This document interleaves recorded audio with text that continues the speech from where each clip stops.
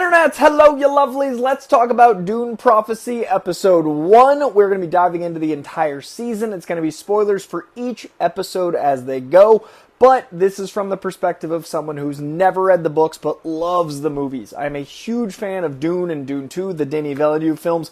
They actually got me back into loving full-bore, intense, very heady sci-fi. This entire franchise is how I think Star Wars fans that have stayed Star Wars fans their whole lives have felt. This makes me get that passionate fandom for sci-fi. I absolutely love this world, and I'm a huge fan of Denis, like Blade Runner 2049 and all those things, but Dune and Dune 2 really hit me. So this is someone who hasn't read the books but does love the movies, and diving in from that like in-between casual and somewhat knowledgeable adjacent fan. If you're new to this page, please hit that subscription bell. We are cruising towards 40K. This page does comic book news and comic book reviews, the actual comic books themselves, as well as movie news and movie reviews, and sometimes the TV world as well. So if you're into pop culture, especially the geeky side of pop culture, this page might be for you. Hit that subscription bell, hit that like button, hit that comment area. Let's have a conversation, especially about Dune Prophecy. I hate long introductions. Let's talk Dune.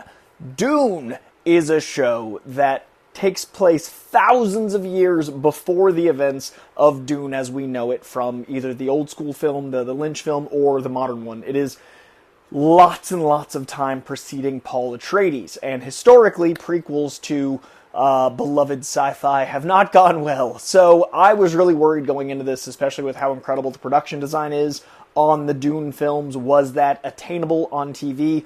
I was worried that anytime you've got a prequel, you inherently have a, well, I know something inevitably happens because I've seen the end of this story, and that's a little different with Dune because the scope of the myth and the lore and the religious aspects are so long-forming. So the story elements weren't as worrisome to me as the expectations and the production design, and I can say for me, the production design is absolutely stunning, and the expectations so far in episode 1 are met. Now, I will put an asterisk on that with I adore, revere, love. Dune 2, as of this moment, is my favorite film of 2024.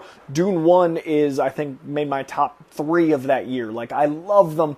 This I like. I don't know if it's because I've only had an hour with these characters. I don't know if it's because I love the cinematic experience. I personally need that scope to feel like this is that world. I also don't know if maybe I like the Frank Herbert stuff more than the Sons. I think this is a Brian Herbert adaptation, but something's not quite landing yet. That said, it's the first episode of a show. I know a lot of people are like, 3 episodes is their general rule of thumb. I'm pretty similar. I usually give a show 3 or 4 episodes to know if it's for me or not.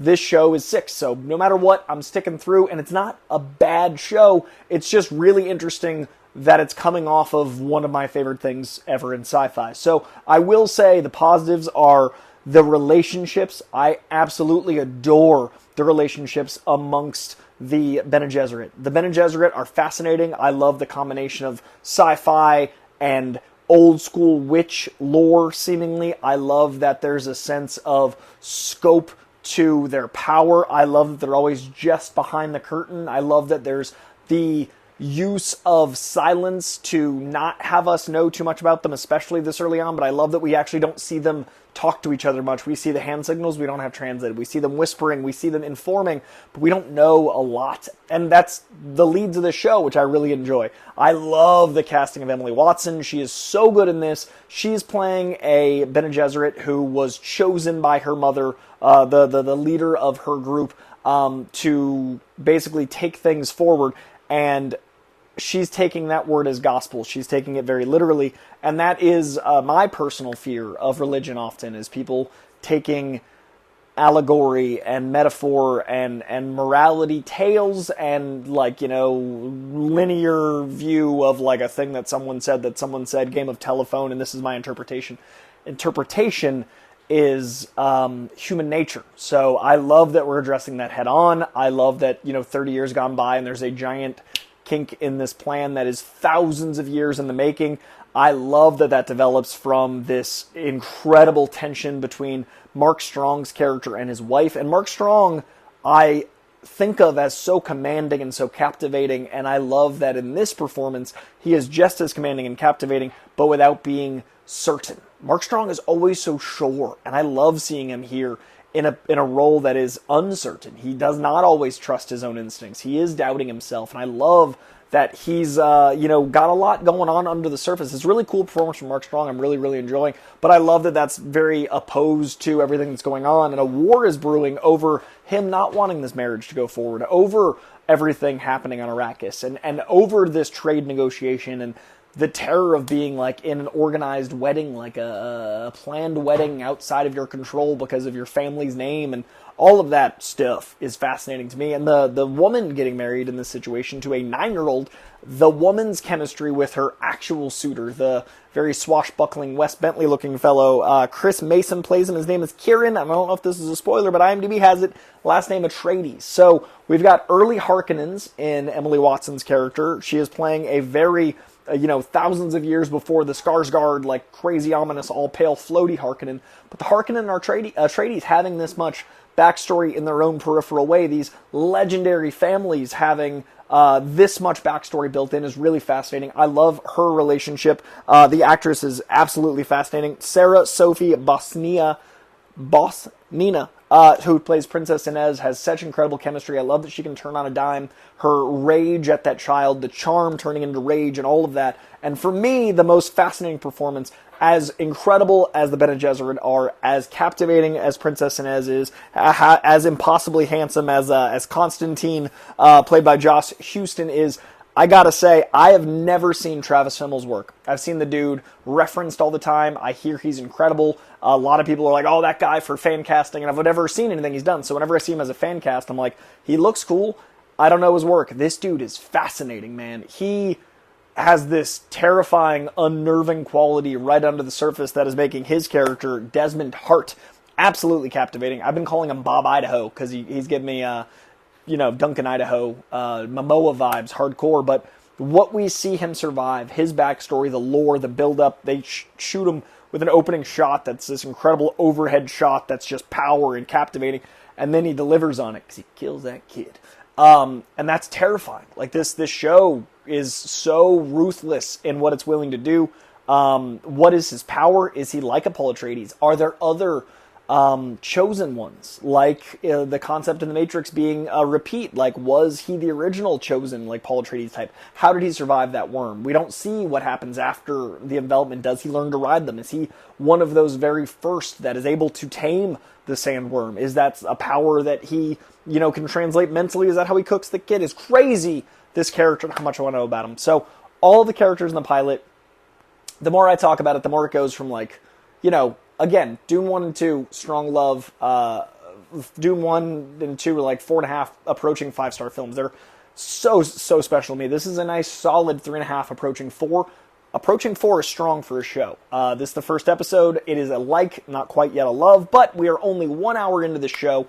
I love the stuff of the Bene Gesserit. I love the mystery of what's happening with all the, the fire undercurrent. I love these women being in a position of power and not knowing if we can trust them. I love that we just hear the name Harkonnen and don't know if we can trust it.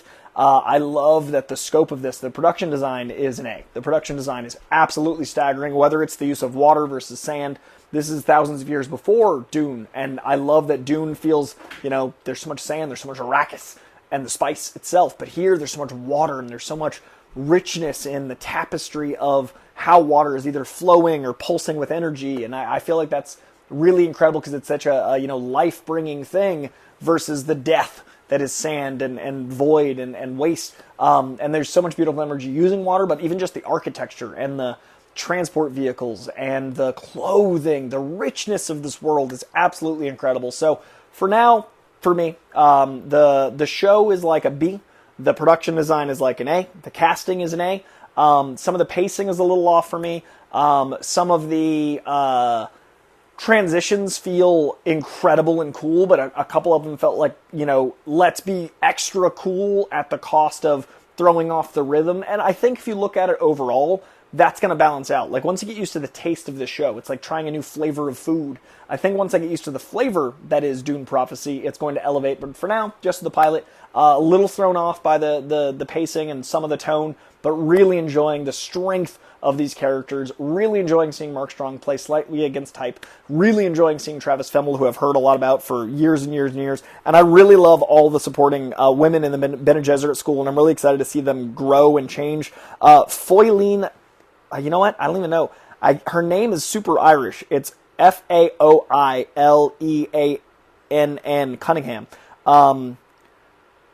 Shaban, no, I don't even know how you'd translate that. Foyleen, you know, I got nothing. I'm going to look up her interviews and see if she pronounces her name for people. But she is so terrifying. Something is just so disconcerting. She has this ability to get under your skin with just a glance. That is fascinating. There's a girl who is playing this very meek, modest, innocent that I think will not be so innocent as things develop. I really, really think we're going to be surprised by a lot of the arcs of these characters, and I'm overall just super impressed with the casting and the choices. So, really strong show, really strong debut. Solid B for me so far. I imagine it'll get to an A. I would love to know what you think in the comments below. Let's talk about this show. Which characters are you most captivated by so far? What do you think of the overall feel? Are you as obsessed with the production design as I am?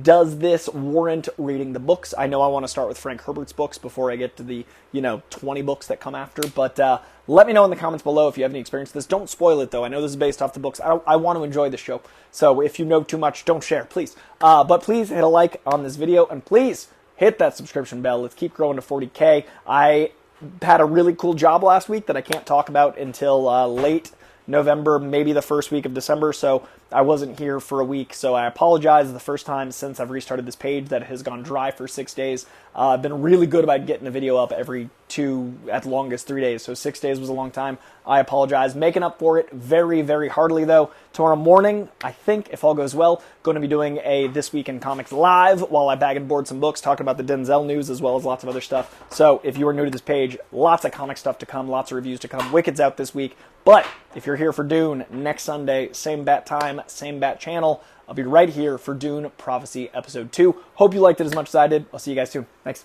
Bye.